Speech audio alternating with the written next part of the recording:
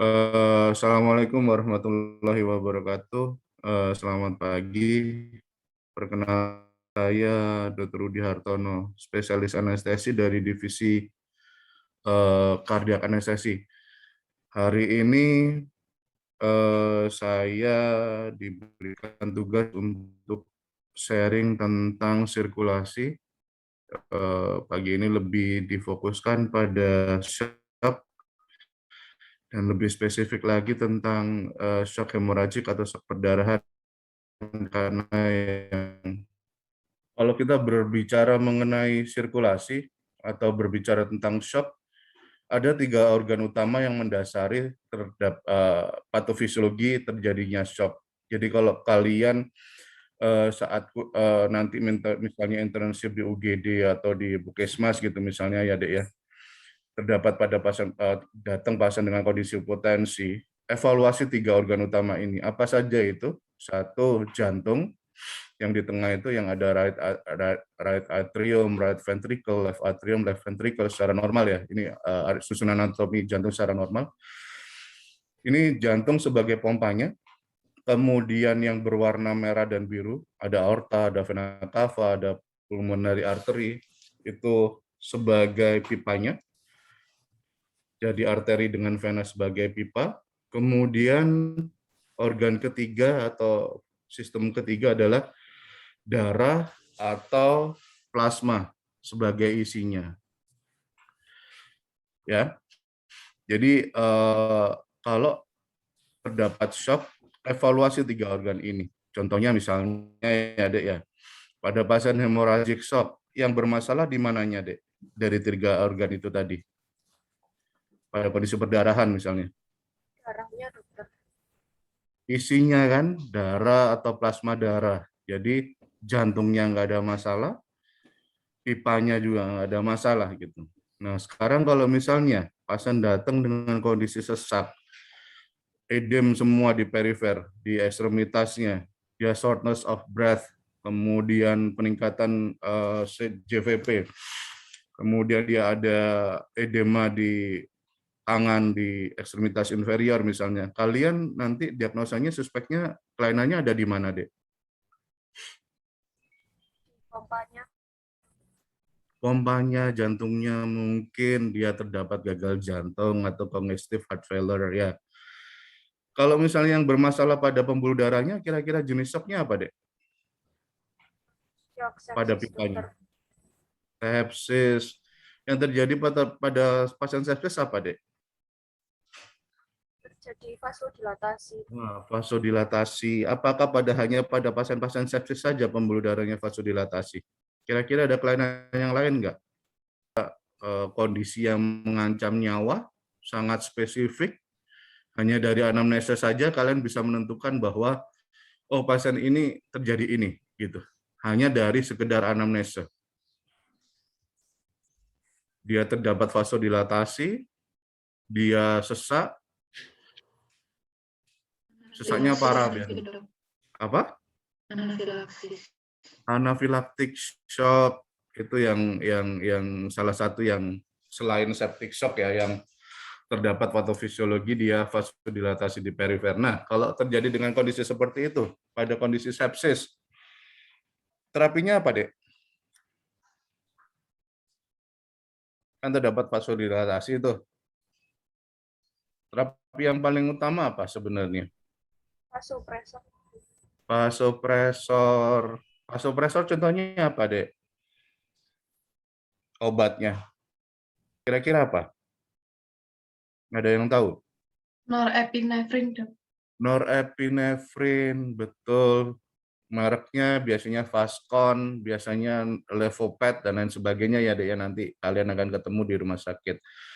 Dia fungsi utamanya adalah sebagai vasopresor, selain tetap ya, Dek, ya dilakukan resusitasi cairan pada pasien-pasien dengan kondisi sepsis ya. Nah, sekarang kalau misalnya anafilaktik shock, Dek, obatnya apa? Yang paling utama. Kenapa epinefrin, Dek? Padahal sama-sama dia terdapat yang namanya vasodilatasi. Tapi kenapa satunya norepinefrin, satunya epinefrin atau adrenalin? terutama pada pasien-pasien dengan kondisi sesak ya. Itu obatnya adalah adrenalin ini. Kira-kira apa, Dek? Kenapa? Ada anafilaktik shock, selain terjadi hipotensi karena vasodilatasi, terjadi apa lagi, Dek? Dari anamnesa biasanya pasien datang ke UGD, kondisi sesak, bengkak di mata, di wajah, habis makan udang misalnya, atau habis minum obat antibiotik misalnya amoxicillin gitu. Obat yang paling diberikan yang first line choice of anaphylactic shock adalah adrenalin. Kenapa, Dek? Kenapa bukan norepinefrin? Efek apa yang diharapkan dari adrenalin ini? Tadi kan saya bilang adrenalin punya efek vasokonstriktor, salah satunya ya untuk meningkatkan tensinya ya. Terus efek utama apa yang lain yang biasanya kita ambil dari adrenalin ini? Untuk mengatasi edema laring mungkin, dokter. Nah, untuk mengatasi edemanya, atau ada lagi nggak, Dek, yang lain, yang lebih spesifik lagi? Ventilator, dokter. Nah, bronkodilatornya, itu yang kita ambil, Dek. Dia terjadi bronkokonstriksi kan pada pasien-pasien anafilaktik shock, biasanya yang berat, datang dengan kondisi sudah sesak sekali ya, dengan bengkak segala macamnya.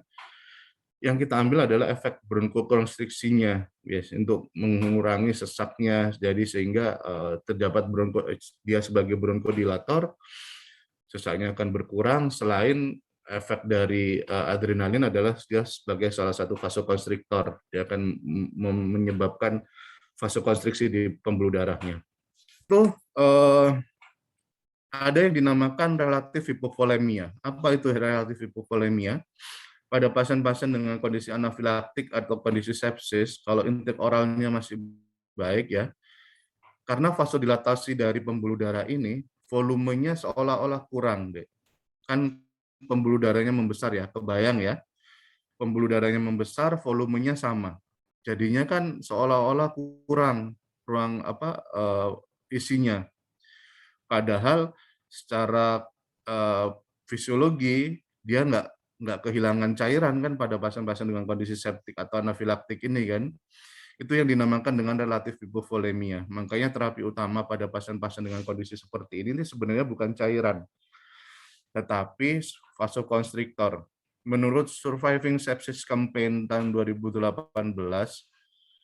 yang berbicara khusus tentang sepsis ya, patofisiologi sepsis, memang di situ disebutkan bahwa pada pasien kondisi sepsis 6 hours bundles-nya salah satunya adalah resusitasi cairan 20 sampai 30 cc per kilogram berat badan per jam. Dan itu bisa ditingkatkan lagi, diberikan lagi 20 sampai 30 cc per kilogram berat badan per jam, dan di target MAP-nya harus lebih dari 60. Itu ada 6 hour bundle-nya ya, termasuk pemberian antibiotik sebelum diambil sampel darah. Sampel darahnya diambil untuk pemeriksaan laboratorium, untuk kultur, dan lain sebagainya. Itu termasuk 6 hours bundle-nya. Dan nanti kalau misalnya kalian ingin tahu, ketik aja di Google namanya Surviving Sepsis Campaign. Di situ ada semuanya, Dek. Resusitasi cairannya seperti apa, target-targetnya ada seperti apa, itu nanti ada sendiri tentang sepsis ya. Jadi kembali lagi, kalau kita berbicara mengenai shock, ada 3 organ utama yang menjadi dasar patofisiologi dari shock itu, dan terapinya diberikan berdasarkan jenis shock, jenis kelainan organ yang mendasarinya. 1, jantung sebagai pompanya, kemudian pembuluh darah sebagai pipanya, plasma darah, dan darah sebagai isinya. Jadi di 3 itu organ fungsi utama dari patofisiologi dari kelainan shock. Kalau kelainannya di jantung, Dek, obatnya apa biasanya? Vitamin, dopamin. Dobutamin, adrenalin, norepinefrin, semuanya bisa digunakan pada pasien-pasien dengan kelainan jantung. Tadi sudah disebutkan ada, ini yang saya sebutkan ada 3 jenis shock lagi, sudah disebutkan 3 jenis shock ya, cardiogenic shock, septic shock, anaphylactic shock, sama hemorrhagic shock. Kira-kira ada jenis yang lain nggak shock, Dek? Neurogenic. Neurogenic shock, oke. Neurogenic shock itu karena trauma di vertebrae misalnya ya. Terus selain neurogenic shock apa lagi deh? Yang paling sering ditemukan di UGD, pasien datang dengan kondisi itu tiba-tiba sesak, JVP-nya meningkat, biasanya karena trauma, atau bisa karena spontan kalau misalnya ada kelainan di organ yang bersangkutan. Obstructive shock, yang namanya obstructive shock, itu apa deh? Contohnya? Kardiak tamponade, Kardiak tamponade, satu. Yang kedua? pneumotoraks. Pneumotoraks. Itu yang nanti kalian harus pelajari terapi-terapinya seperti apa, karena pasien yang datang ke UGD itu macam-macam dan rata-rata dalam kondisi jelek, life saving. Kalau kalian nggak tahu, oh ini pneumotoraks, pasien itu akan mati deh. Jadi kalian harus tahu terapinya seperti apa, torakosintesisnya seperti apa gitu ya, nanti dipelajari ya. Nah, kondisi seperti ini kalian nggak ke rumah sakit agak susah jadinya. Oke ya, kembali lagi saya ingatkan ada 3 organ utama yang menjadi dasar patofisiologi shock, 1 jantung, 2 pembuluh darah, ketiga darah dan plasma. Tanda-tanda shock, saya rasa sudah pada tahu ya. Kalau kita ada pasien datang dengan ke UGD, primary survey itu airway, breathing, sirkulasi, disability, dan environment ya, ABCDE. Dari airway-nya seperti apa evaluasinya, breathing-nya seperti apa.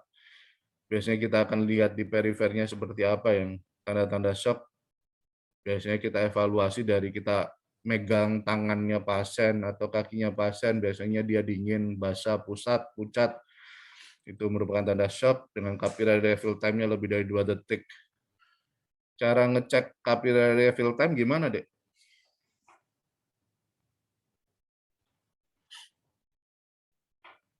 Tahu cara meriksa capillary fill time-nya.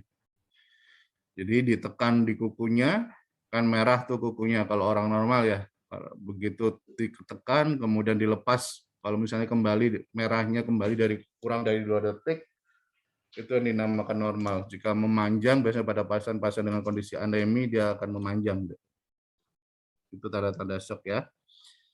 Dingin, basah, pucat, kemudian capillary fill time lebih dari 2 detik, tensinya kurang dari 100, kemudian nadinya lebih dari 100 kali. Kalau dari primary survey, kita tidak menggunakan alat atau monitor ya, Dek ya, untuk menentukan pasien ini shock atau tidak. Gitu. Ada kasarannya, kita tahu sistoliknya berapa, itu hanya dengan memegang nadinya, Dek. Sebenarnya kalau primary survey nanti kita, begitu secondary survey, kita pasang monitor, kita cocokkan dengan monitor perkiraan yang tensi yang berapa gitu ya. Kasarannya kalau misalnya nadi radialisnya teraba nggak terlalu kuat gitu, misalnya asal teraba aja gitu ya, sistolik lebih dari 80. Begitu tidak teraba radialisnya, kalian naik ke atas, brachialis teraba, paling tidak sistoliknya 70. Begitu brachialisnya tidak teraba, yang kalian raba harus ada untuk nadi karotis ya, untuk menentukan pasien ini kardiak keras apa tidak kan. Biasanya kan kalian ngecek di cervical. Kalau radialis tidak teraba, brachialis tidak teraba, yang teraba adalah karotis, sistolik itu paling tidak minimal lebih dari 60. Ini sebagai primary survey ya, Dek ya. Kalian pakai tangan kalian untuk memeriksa kondisi tensi dari pasien. Nah, begitu primary survey itu tidak pakai alat, secondary survey kalian mulai pakai alat, periksa yang spesifik, kalian cocokkan dengan monitor atau tensi secara manual ya. Tapi ini hanya kasarannya di primary survey seperti itu. Jadi kalau misalnya ada pasien datang, sesak segala macam, yang salah satu hal yang bisa kalian lakukan adalah dengan meraba nadinya.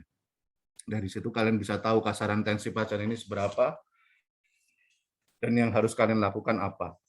Gitu ya. Ini jenis-jenis shock tergantung dari buku yang kalian baca. Ini saya ambil dari Schumacher tahun 92. Ini masih tetap banyak dipakai.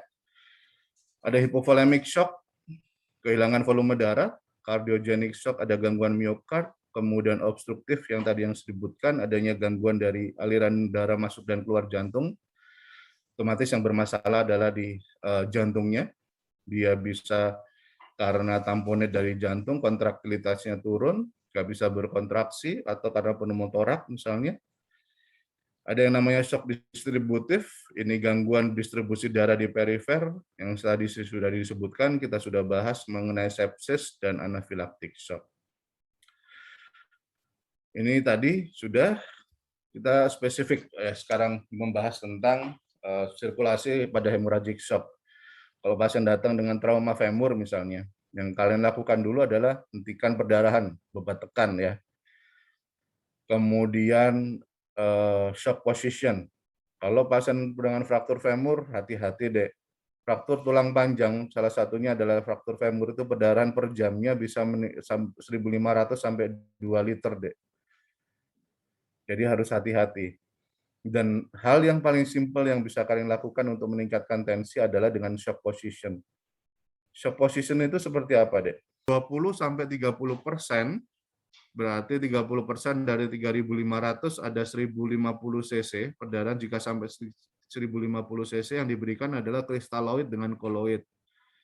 Contohnya apa koloid, Dek? Ada HES, ada dextran, ada pentastarch, dan lain sebagainya nanti di belakang ya. Kalau lebih dari 30% dari EBV yang kita berikan adalah kristaloid, koloid, dan darah atau produk darah. 1 cc darah diganti berapa cc kristaloid, Dek?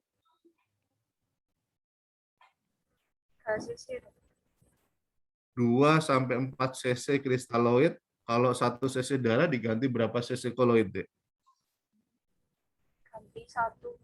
1:1 darah, berarti ganti dengan darah dengan 1:1 juga, gitu ya.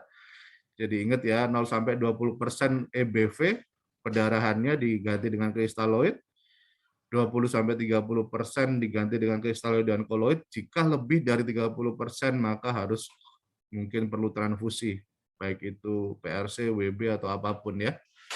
Ada FFP atau trombosit concentrate. Sampai sini ada yang mau ditanyakan, Dek? Penjelasan saya jelas atau terlalu cepat atau bagaimana? Paham enggak yang saya sampaikan? Paham, dokter. Paham ya?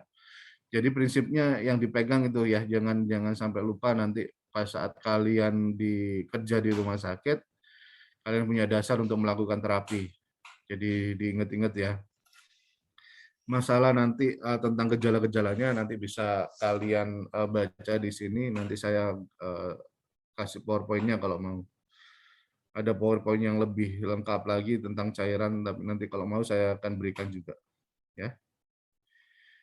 Ini tadi sebenarnya kalau slide ini tentang resusitasi cairan dari awal seperti yang sudah dijelaskan, pasien berdarah, perkirakan volume darah yang hilang, posisi shock, kemudian cari pasang infus RL 1000 sampai 2000 atau 20 sampai 30 cc per kilogram berat badan, evaluasi hasil transfusi atau resusitasi cairan kalian seperti apa, evaluasi nadi, tensi, produksi urin, ada yang namanya plasma sign dan interstitial sign. Nanti kalian bisa cari itu apa yang namanya interstitial sign, apa yang namanya plasma sign ya. Dari situ nanti kalian bisa evaluasi resusitasi kalian ini berhasil atau tidak. Nadi, tensi, produksi urin itu yang paling simpel sebenarnya. Ini untuk klasifikasi tentang cairan, IV fluids itu dibagi menjadi 2, blood and products. Blood itu ada PRC, ada WB, ada FFP fresh frozen plasma, ada thrombocyte concentrate, ada cryoprecipitate, apa itu semua nanti kalian bisa cari. Non-blood IV fluids bagi menjadi 2, kristalloid, ada glucose containing, ada electrolyte solution, ada mix. Jadi glucose containing ini contohnya adalah D5%, D10, D40. Kalau electrolyte solution ini contohnya adalah RL, ada NaCl. Kalau yang mix bisa D5,5 NS, RD5, dan lain sebagainya. Kemudian dibagi lagi menjadi koloid, ada yang mengandung protein, gelatin, ada hemasel, ada gelofusin, ada albumin. Albumin ini jarang kita gunakan untuk resusitasi karena harganya mahal, Dek. 100 cc albumin itu harganya sekitar 1,5 juta. Yang tidak mengandung protein ada starch ya, ada dextran, ada hash, ada pentastarch, ada tetrastarch. Yang paling banyak kita gunakan yang ada di RSSA itu hash, hemasel, gelofusin. Ini yang paling banyak ada di RSSA. Ya. Nah, ini kristaloid dibagi lagi menjadi yang hipotonik, ada isotonik, hipertonik, ionik, non-ionik. Ionik tadi yang sudah saya jelaskan, ada NS, ada RL, dan lain sebagainya. Gitu ya. Kemudian koloid, ada natural koloid, ada fresh frozen plasma, albumin, plasma protein. Ini jarang kita gunakan untuk resusitasi cairan, kecuali memang ada indikasi. Fresh frozen plasma itu diberikan pada pasien-pasien dengan pemanjangan waktu perdarahan. Hemostasis yang memanjang, salah satu terapi yang kita berikan adalah fresh frozen plasma. Dan itu dibutuhkan jika fresh frozen plasma ini diberikan jika pada terdapat perdarahan masif pada pasien. Biasanya kita berikan karena faktor-faktor pembekuan darah akan hilang. Artificial colloid tadi dextran, gelatin, hash, ini yang kita banyak pakai di RSSA. Nah, sekarang apa bedanya kristaloid dengan koloid, Dek? Kalau kristaloid yang kita berikan 500 cc, dia efektif di intravaskuler hanya 20%-nya. Jadi kalau kita berikan 500 cc, efektif di intravaskulernya dia hanya 100 cc, Dek. Sisanya kemana? Sisanya akan ke interstisial, ke rongga ketiga. Jadi makanya kalau misalnya kalian terlalu banyak memberikan kristaloid, yang terjadi apa? Yang paling sering yang kalian lihat di pasiennya. Jadi plasma volume expansion itu dia menarik cairan dari interstisial ke intravaskuler, sehingga menambah volume. Jadi kalau misalnya kita butuh resusitasi untuk meningkatkan tensi misalnya, volume yang ditarik dari interstisial itu sangat berpengaruh pada kondisi hemodinamik dari pasiennya. Ya, ada yang mau ditanyakan? Nah, sekarang mau kristaloid dulu atau koloid dulu? Sebenarnya dari penelitian yang dilakukan tidak ada yang superior satu dibandingkan yang lain, Dek. Ya. Tetapi menurut konsensus yang ada, kalau kita mau melakukan resusitasi, yang paling utama kita berikan adalah cairan kristaloid. Begitu kristaloid sudah memenuhi, baru kita dengan koloid, kombinasi dari dua-duanya. Jadi bukan koloid murni atau kristaloid murni juga enggak. Tidak ada yang superior satu dibandingkan dengan yang lainnya. Angka mortalitas dan morbiditasnya hampir sama. Kita menggunakan koloid untuk resusitasi maupun kristaloid saat resusitasi. Jadi enggak ada yang lebih superior, meskipun koloid lebih mahal terus lebih superior, enggak. Tetap sama outcome dari mortalitas dan morbiditas dari pasien itu sama, deh. Jadi kalau bisa dikombinasi antara kristaloid dengan koloid, ya. Nah, kalau kita life saving di perifer nggak bisa, ini adalah tempatnya, deh. Di jugular eksterna. Jangan ragu-ragu untuk masang, ini gampang. Nomor 16G pun bisa. Kalau life saving kalian nggak dapat di sini, brachialis nggak dapat gitu ya. Yang kalian lakukan adalah di sini, jugularis eksterna. Harus berani ya, Dek, ya, kalau life saving ya. Kalau yang subclavia itu nggak boleh karena resikonya sangat tinggi, pneumotorak yang terutama. Dan hematotorak kalau kena arteri segala macamnya. Ya bisa butuh kompetensi khusus, tapi kalau yang jugularis eksterna, yang di ini ya, yang ini, di blok dulu di atasnya cervical, clavicular. Ini nanti kelihatan nih, dengan posisi head down apalagi. Jangan ragu-ragu untuk masang di sini, Dek, kalau nggak dapat ya. Di perifer nggak dapat, jangan lupa pasang di jugular eksternal. Kalau ternyata ini susah, gagal, pasang di mana kira-kira? Bisa dipasang di femoral. Gimana cara identifikasi vena femoralisnya? Cari dulu arteri. Arteri itu kan berdenyut ya, Dek, ya. Setengah senti dari arteri ke medial, arahkan venflon kalian ke arah umbilikus, biasanya dapat di situ. Kalau ternyata dapat arteri gimana, Dok? Dicabut sedikit, kemudian arahkan ke lebih medial, insya Allah dapat. Ini gampang, Dek. Jadi jangan hanya di area brachialis, radialis, kalau nggak dapat di daerah-daerah sini sudah naik langsung ke femur atau jugular eksternal. atau ke femoralisnya. Ya, jangan takut, harus berani. Life saving, pasien akan mati secepatnya kalau kalian nggak berani menentukan keputusan itu deh. Ya, ingat ya, jugularis eksterna, femoral, coba dilakukan. Intraoseus gimana? Intraoseus ini tidak efektif. Ada yang bilang 45 menit setelah pemasangan intraoseus harus dapat yang namanya intravena. Ada yang bilang lagi bisa bertahan sampai 24 jam, tetapi sampai sekarang pun dari saya lulus dokter sampai jadi dokter anestesis sekarang, tidak pernah sekalipun saya masang intraoseus, karena saya paling masang di femoral atau di jugular gitu ya. Karena lebih gampang dibandingkan hanya masang intraoseus. Kebayang deh kamu deh, intraoseus jarumnya gede banget, kan dia harus menembus tulang ya. Tapi memang mungkin bisa dilakukan untuk sementara waktu untuk resusitasi cairan, tapi menurut saya nggak efektif. Tetap yang namanya intravena itu lebih efektif dibandingkan dengan intraoseus. Kalau pada pasien-pasien pediatri seperti ini biasanya dipasang di mana, Dek? Selain di femoral sama di jugular eksternal. Temporal. Nah, temporal. Bener, dicukur dulu, nanti kelihatan tuh pembuluh darahnya. Kalian bisa pasang di situ. Ya. Daripada pasang intraoseus, mending pasang di sini atau di jugular eksternal atau di femoral. Oke?